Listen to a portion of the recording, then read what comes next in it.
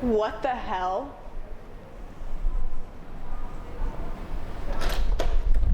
Danilo, come on.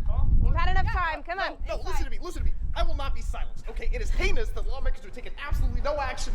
Hello and welcome to the show. Today is September 15th, which is National Greenpeace Day. The self-stated mission of Greenpeace, an independent, non-profit global network of environmental activists formed in 1971, is to ensure the ability of the Earth to nurture life in all of its diversity. The organization utilizes movement building and lobbying chiefly in an attempt to attain global climate goals. There are many ways one can help with the Greenpeace Foundation. Actively taking a role by volunteering, learning about the Earth and its struggles, organizing in communities, and leveraging consumer power to hold corporations responsible for their mistreatment of resources and unethical methods of production. What are some actions you feel individuals in this community could take to further environmental conservation efforts? I definitely have to say just picking up your trash, don't litter, keeping it clean.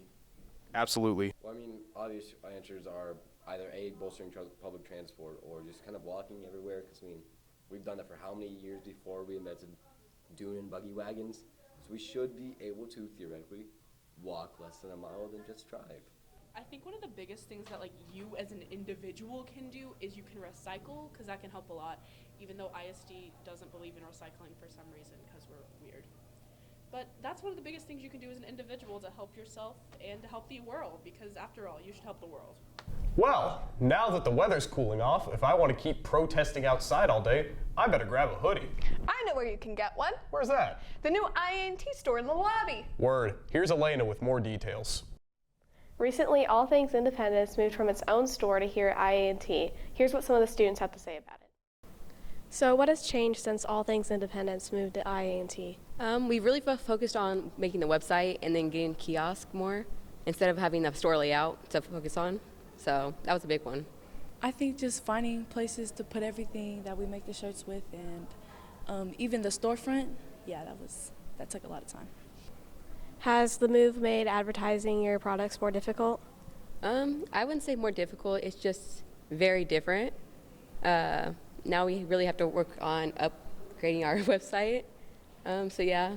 Just a little bit, but I think us as students, we do our own thing and just make sure that everyone knows about it with our posts and stuff. Yeah. And is there anything else you would change about the store now that's moved? Maybe more space. We're kind of limited since we have to share it with art, so. No, I just want to create more designs for everyone to like. You want to know what else is messed up besides the environment exploitation? Oh boy, do I. What is that? Teachers not having good wages. I totally agree, but you know what? We did something about that earlier this year. We passed a ballot, and here's Lily with more details. The independent school district passed the levy ballot with a 70% approval rate. The levy ballot is used to help local property taxes that are utilized by the school district through the overall fund that is divided by two parts. Do you think that as a teacher you were treated fairly? I think the expectations on teachers is a little ridiculous. Recently, on time, I think we should still hold teachers incredibly accountable to work hard. And then I even have you, my interviewer, Lily. I want you to know, as a teacher, I think it's important for me to treat kids fairly. I want to be able to grade your stuff in a timely fashion. I want to be able to create engaging lessons and stuff like that. But the demands of teachers' times compared to how much the salary is for that time is not the same. It's for me, it's like a 60, 70 hour week, and you're getting paid, 40 hours a week. Students, yes. Coworkers, yes. Mostly everybody else. I would say the biggest issue with being treated fairly as a teacher comes more from society and parents than it does inside of a school district. Inside a school district, we all understand each other. Not all the time.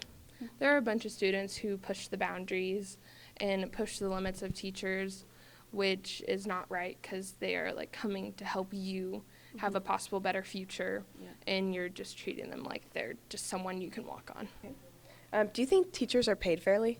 No. Why? I believe that the hours that they put in inside and outside of school are not equal to the amount that they get paid. I don't. They go through so much, mentally, and then all the different like behavior things, and then they get like not that much of pay compared to like a football player. I think that teachers are paid a living wage. Do I think it correlates with all we do? No. So the levy ballot went into effect this year. What does that mean for you? It means we're paid better. How much? I don't know. They haven't really explained that to us yet. I think it's probably going to be like $1,000 or something like that. I'm interested to see though, because everything we're doing, if anybody's wondering about teachers' pay and stuff, a lot of that comes from the local level on our levy pays and stuff like that, because the state of Missouri has an incredibly lower rate of pay for teachers compared to our neighbors. We're 50th out of 50, and it's kind of awesome to finish 50 out of 50 in the country. We're fast in the race. We want to make sure we finish at the very end. Is your mom a teacher?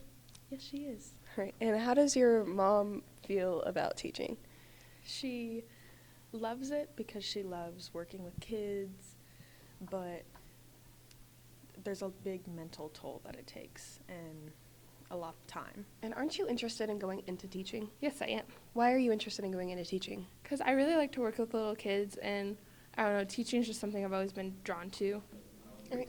What motivates you as a teacher? Honestly, it's my kids, not even the pay. I'm just frustrated with knowing that people that have good talent and good skills in education find different professions a lot of the time for pay. And I don't think most teachers are quitting because they miss, or they don't like their kids, or they don't like their schools and stuff. I think pay is a huge thing to keep competitively. Most of the business world has really jumped up in salaries and the cost of goods, so it should only make sense that teachers get more.